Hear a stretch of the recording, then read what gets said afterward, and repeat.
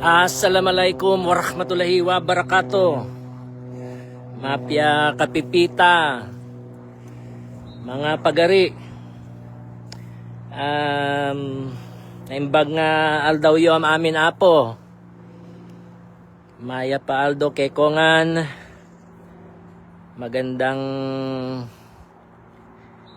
araw po sa inyong lahat, and last but not the least, hallelujah, maayong adlaw kaninyo nga tanan mga pinangga nako nga mga igsoon sa Mindanao ug sa Visayas ug sa tibok kalibutan nga mga Bisaya.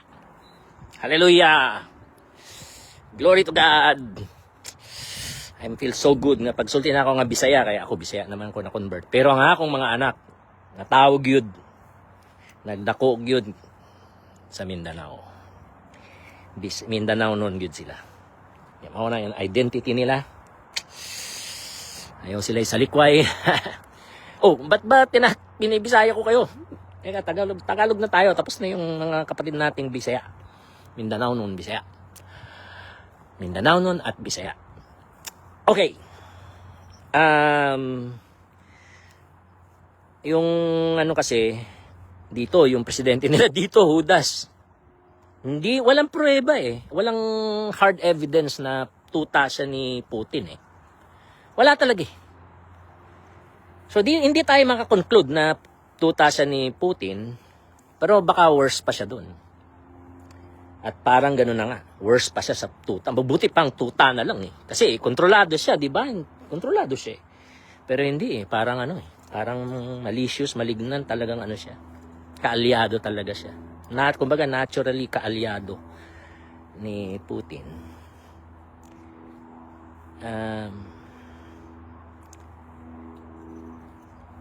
And meron akong nasa website ko, nasa Substack ko rin. And then meron naman dong at a glance. Kung hindi, kasi mahaba talaga mga kapatid. Mahabang article talaga yun. Kailangan ko pa nga i-edit eh. Dahil pang editing na kailangan pinablish ko na kasi para mabasa na. Kung may mali, di sorry. Pero in-edit, the best of my ability na edit naman siya. Pero kulang sa time. So, kailangan kong balikan ngayon pagkatapos ito. Pero yun ang conclusion. Kung wala nang ebidensya, pero hindi ibig sabihin na porque walang ebidensya, eh hindi na siya tuta. Baka lang magaling lang sila magtago, magaling sila mag-cover up. Kaya walang makitang hard evidence, di ba? Pero hindi actually importante eh kung whether tuta siya ni Putin o hindi eh. Hindi yun ang importanteng tanong. Ang importanteng tanong, ang kanyang mga ginawa niya noong una niyang termino, 2016 to 2020. At saka ngayon, since last year, 2025 at ngayon 2026, mga ginawa niya, pabor ba kay Putin? Advantageous ba kay Putin? Humihina ba ang Amerika at lumalakas ang rehimen ni Putin at rehimen ni Xi Jinping? Talaga naman, totoo naman. So worse pa siya sa tuta. Worse pa si Trump sa tuta. Pero Judas talaga siya. Yun ang sure. Judas siya. Kasi dahil sa kanya nakukompromise ang national security ng Amerika, ng Estados Unidos. At kasama na nun, nakukompromise din ang seguridad ng Pilipinas at ng Asia at ng buong mundo dahil sa kanya. So, kaaway siya ng Diyos, mga kapatid. Talaga. Ang ama niya, si Satanas, the father of lies, liar, deceiver, murderer, destroyer. So, Commander-in-Chief ng Amerika, Judas.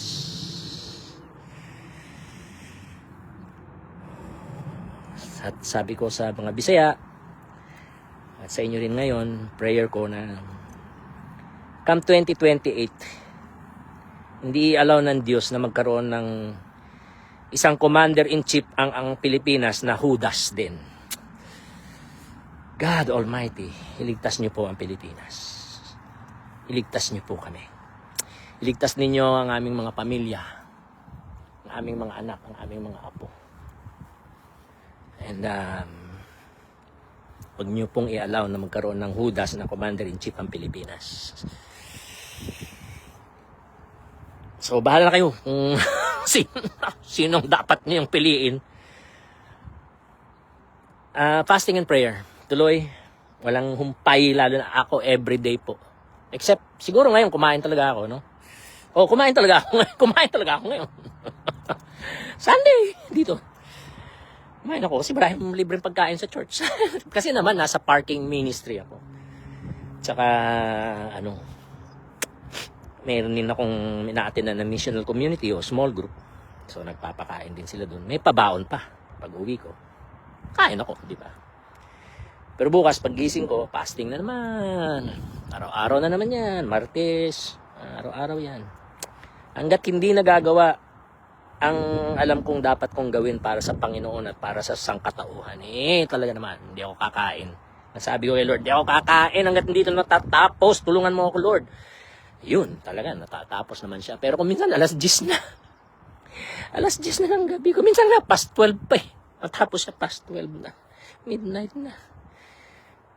Depende sa hindi naman pwedeng hindi ko basahin yung mga research. Hindi ko pag-aralan. Post lang ako ng post. Kasi these are perilous times. So alam niyo na hindi ko na ulitin yung mga dati. Prepare ourselves, prepare the church, prepare the communities, prepare the people, especially the poor, especially the vulnerable, especially the children, especially girls. Prepare. And yung biblical theology of the watch person, hindi ko na tinatawag na watchman kasi nga patriarchy. Bad yung patriarchy dito sa Amerika at sa buong mundo.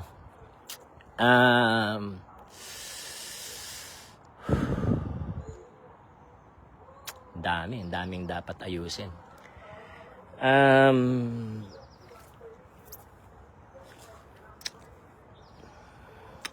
So, yun ang natin. Prepare. Fasting, prayer, tuloy ang evangelism, friendship building, evangelism, sharing the gospel. Pag-aralan niyo yung mga tinuturo ko mga kapatid. Sa glemmelo.com, nandun ang mga link. Especially yan sa Facebook, YouTube. Tapos yung sa ko din. Ang pinaka-importante yung order of salvation. Meron akong translation sa Tagalog. Wala akong panahon na i-edit mga kapatid. So hindi ko siya Tapos yung website ko, nauubusan na ng space. So, hirap hindi na ako makapag-post ng bagong mga web page na makakatulong. So, ang gawin nyo na lang, yung order of salvation, di ba? Effectual calling, regeneration, conversion, justification, adoption, sanctification, preservation, perseverance of the saints, saka yung glorification. Siyam. I-research nyo sa Gospel Coalition. So, kung kayong Gospel Coalition, type nyo sa browser, Chrome or whatever you use, type ninyo Gospel Coalition space justification. Yun ang pinaka-importante pag-aralan, justification. Lalabas na ngayon yung mga article tungkol sa justification. Meron din silang Bible School dun sa Gospel Coalition. Maganda rin yun. Tingnan nyo yung systematic theology na mga free na mga courses. May mga courses dyan na libre sa Gospel Coalition. Maganda rin yung sa biblicaltraining.org. Yung Systematic Theology 1 saka Systematic Theology 2 ni Bruce Ware. B-R-U-C-E space W-A-R-E. Bruce Ware. Professor yun sa Southern Baptist Theological Seminary. Very, very good. Hallelujah. Praise the Lord. Pero tayo, i-reconstruct natin ng evangelical theology. I-reconstruct natin ang evangelicalism. I-reconstruct natin ang evangelical church worldwide. Talaga po. And kalooban ng Diyos yan, I know, I'm sure. With the anointing of God. Hallelujah! Driving out powers and principalities. Hallelujah! Releasing, unleashing the fire of the Holy Spirit upon His church, upon the church of Jesus Christ all over the world. Bringing about purification, cleansing, and anointing. So that the gospel may go forth unto all the nations. And we will be able to disciple the nations. And Matthew 24:14, then the end will come.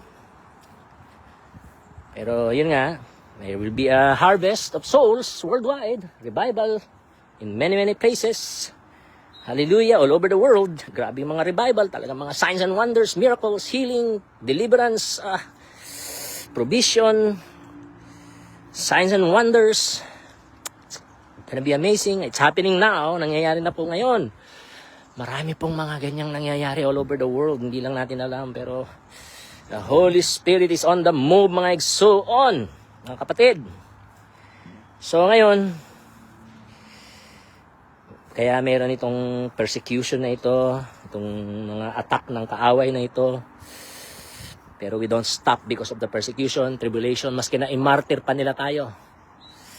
Maski na sunugin tayo nila ng buhay. O ipako tayo sa krus, o ibitay tayo. Whatever, kung ano man ang gusto nilang gawin. We are not afraid. We will overcome. Hallelujah, we will live in peace. Hallelujah, hallelujah. Maski na may gera, maski may persecution, maski na may tribulation, maski na may martyrdom, we will live in peace, mga igsoon, mga kapatid. Hallelujah, mga kabsat, mga kabalen, mga kaputol. Glory, mga pagari. Glory, hallelujah, glory, hallelujah. And una, na hindi magkaroon ng Judas na Commander-in-Chief ang Pilipinas. Pray natin, fasting natin. In the name of Jesus. And then, hallelujah. So powerful. God is so powerful. Merciful, GFMP. God is merciful, faithful, and powerful, GMFP. GMFP churches. Ano pa ba yun? Nasa kagubatan tayo. Lalakad tayo sa kagubatan. Sana wala akong mapitang ahas dito. Kaya yung lobo, asong lobo. O mountain lion. Wala naman siguro. So ngayon,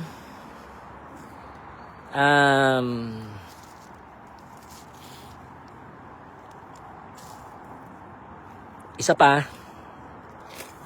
extrajudicial killings are works of the devil. Extrajudicial killings are works of the devil. Thus, Jesus has come to give life, and life in all its fullness. But the devil comes, the thief comes to steal, to kill, and to destroy. Si Satanas yun. At saka mga masasamang tao.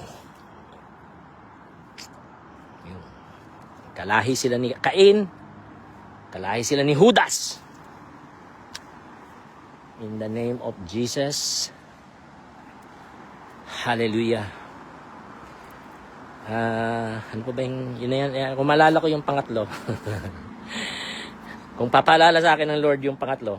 Kasi dalawa lang yan pero may pangatlo akong sinabi sa mga Bisaya, mga Mindanao nun You'll see. Kung gustong ibigay sa inyo ng Panginoon yun, maalala ko. Kung hindi para sa, okay lang, di ba? Kung ano lang yung para sa atin, para sa inyo, yun lang. Okay, yung dalawang yun, yung prepare, prepare, be equipped. Yung equip, yung net, kung ano yung mga butas-butas at mga sira-sira sa fishing net,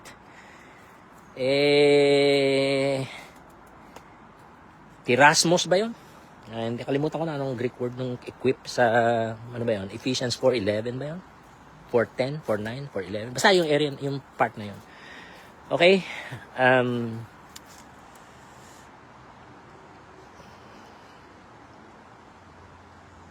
Fasting and prayer po tayo. Fasting and prayer. Cleansing, purification. Yun pala yung pangatlo. Yung sinasabi ko na sa inyo. Nauna ko na sinabi. Yung tungkol sa doktrina. Importante yun. If you want to be anointed, yung talagang totoong anointed na hindi fake, magkaroon ka ng doktrina. Madali lang. Hindi naman mahirap. Yung kay Bruce Ware, okay na yun. Matindi yun. Yung kay Bruce Ware. The best yun. So, gagawa tayo ng kasi re-reconstruct ng Panginoon yung evangelical theology. Re-reconstruct din ng Panginoon yung evangelicalism, tsaka evangelical churches all over the world. Ang natin, ito pala maganda rin to, yung Lausanne Covenant, tapos pag-aralan niyo yung Lausanne Covenant, mas maganda.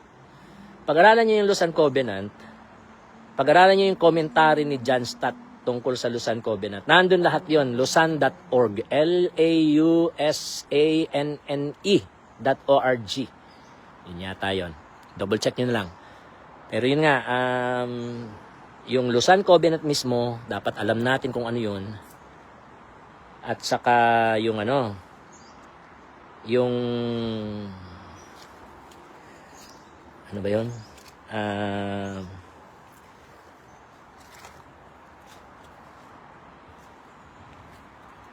Komentary ni John Stott tungkol sa Lausanne Covenant.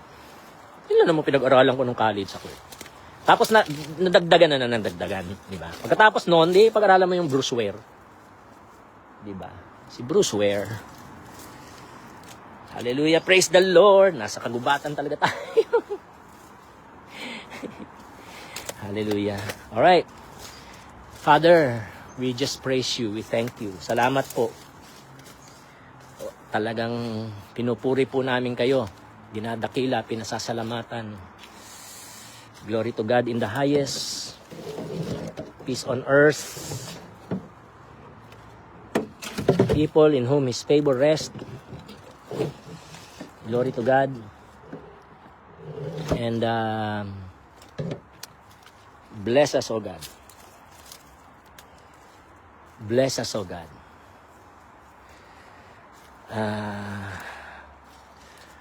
Fill us with the Holy Spirit. Pusin niyo po kami sa Espiritu Santo, Panginoon. At sinasabihan namin na kayo po ang nag-iisang Diyos na makapangyarihan sa lahat.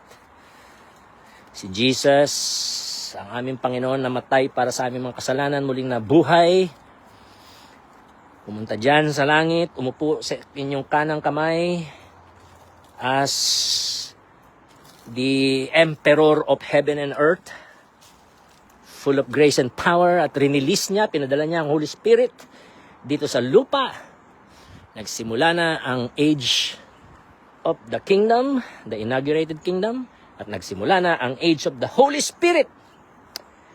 Hallelujah! We are free from the age of the flesh. We are now in the age of the inaugurated kingdom of God in Christ, and the age of the Spirit, the era of the Holy Spirit, full of grace and power, and miracles and gifts of healing and deliverance and signs and wonders and miracles. Hallelujah. We are powerful, and so we speak right now to every power and principality dyan sa Mindanao, Visayas, Luzon, all over the Philippines, all over Asia, all over the world, all over China, all over Russia, all over India, all over Asia, all over the Middle East, all over Africa, all over Europe, all over North America, South America, Latin America, Oceania, Antarctica, every continent of the world. In the name of Jesus, we break every stronghold. We cast out, we drive out all the demons, all the powers and principalities in the name of Jesus. We declare the victory of the Lord Jesus Christ. His His life, His death, His resurrection, His ascension. Oh, His kingdom, His Holy Spirit. Oh, hallelujah, hallelujah. In the name of Jesus, break every stronghold. Set the captives free all over the world in the name of Jesus. Hallelujah. Set the captives free all over Mindanao. Set the captives free all over Visayas. Set the captives free all over Luzon. Set the captives free all over the Philippines. Set the captives free all over Asia and the whole world in the name of Jesus. Set the captives free all over America. In the name of Jesus, all over the Middle East, all over Africa, all over the world, Lord. China, Russia, India, hallelujah, Africa, Middle East, Latin America, every continent of the world. Set the captives free. Release, Lord God, missionaries, apostles, prophets, evangelists, pastors, and teachers. Woo! In the name of Jesus. In the name of Jesus, hallelujah. In the name of Jesus, release your anointing all over the world right now. Anoint your people, equip your people, disciple your people, feed your people, teach your people, hallelujah. Strengthen your people, hallelujah. Gawin niyo pong solid ang mga Kristiyano, Panginoon. Solid sa salita ng Diyos, solid sa mga biblical na mga doktrina, mga basic doctrines of the faith, hallelujah, and filled with the Holy Spirit and the anointing, the grace and anointing of the Holy Spirit. Hallelujah, hallelujah, we praise you. Hallelujah, hallelujah, we give you praise and glory. Maninteng ako. Glory to God, glory to God, glory to God. We give you praise. For you are our righteousness. You are our justness. Hallelujah. Oh, we worship you, Almighty God. There is none like you. Glory to God. Oh, we praise you. We praise you, we praise you, we praise you. Cast out all the darkness. Cast out all the evil. Cast out all the demons in the name of Jesus right now. Cast out demons from that person that that sibling, brother is praying for, including that sister, sibling, brother's own heart, mind, soul, and body. In the name of Jesus, cast out all demons. Cast out all the darkness. Break all the curses. Reverse all the curses. Set them free. Set them free 100% right now. In the name of Jesus, set them free. Heal them from the top of their heads to the soles of their feet. Heal them right now in the name of Jesus. Heal, heal, heal. In the name of Jesus, touch every body, touch every soul. In the name of Jesus right now. Heal, heal, heal. Save, save, save. Liberate, liberate, liberate. Set all the captives free. Heal all our diseases, including mine.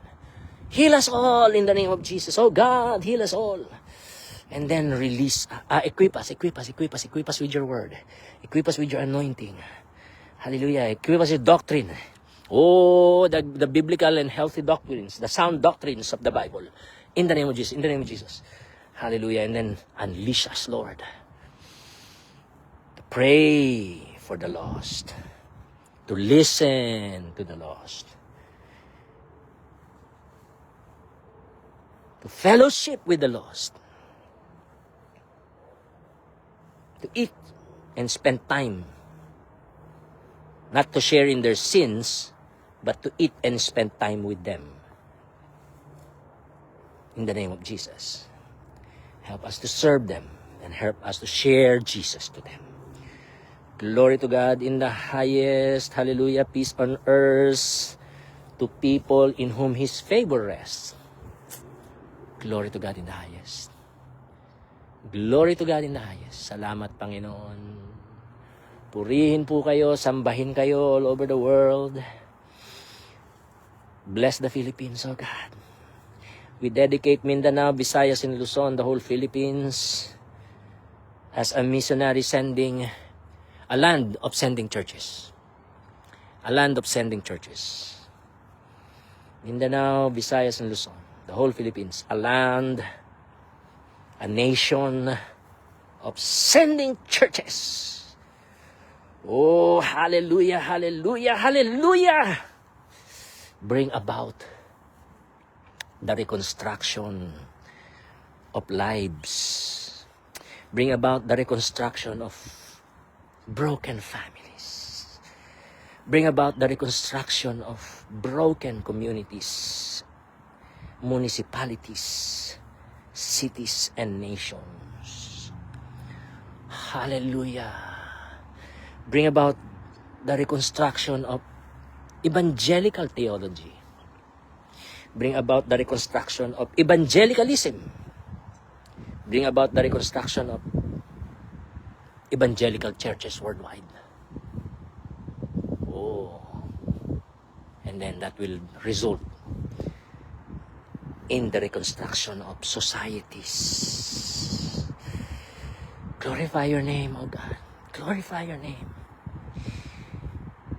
Hallowed be your name. May your name be treated as holy. May your name be worshipped as holy. May your kingdom come, your inaugurated kingdom manifest all over the world, especially in Mindanao, Visayas, and Luzon, and here in America, and in China and Russia, and in the Middle East, and in Africa, India. Glory to God. Glorify your name. In Jesus' name, hallelujah, we praise you. Your will be done in Mindanao, in Visayas, in Luzon, all over the Philippines, all over Asia, all over the world, as it is in heaven. We praise you. We praise you. We worship you. We worship you, Almighty God. There is none like you.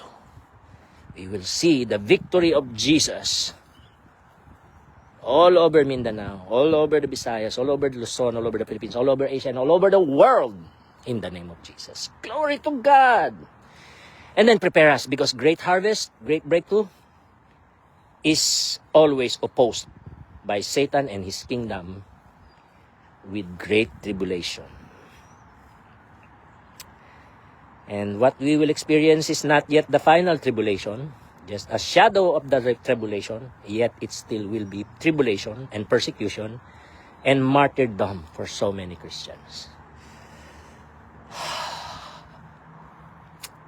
Be merciful to us. Help us to fast and pray. Help us to engage in spiritual warfare against all powers and principalities and demons and evil people also. Evil systems and structures.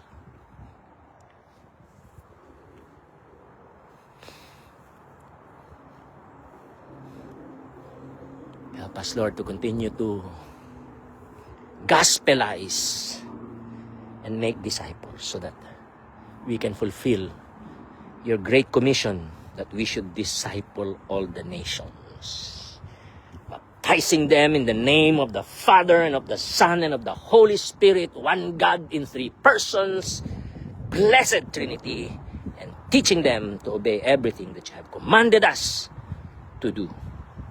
Oh, glory to God. Glory to God, glory to God, glory to God. We praise you, we praise you, we praise you. I praise you. We praise you. We worship you. Be glorified, oh God, right now. Be happy. Be happy. We bless you, we praise you in Jesus' name. Amen. We love you, Lord. Amen. Okay, mahal na mahal ko kayong lahat. Usapin natin mga puti. Uwi na ako. Meron pa ako i-edit eh. Yun nga, yung Trump is a Putin puppet. He's worse than a Putin puppet. Pray for America. Pray for the world. Okay, salamat po. Mahal na mahal ko kayong lahat. Ayatin kayo ang amin.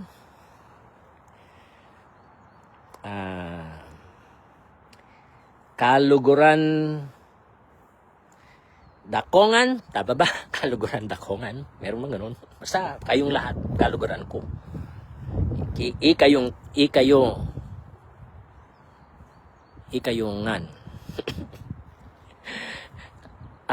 palangga na ko kamong nga tanan.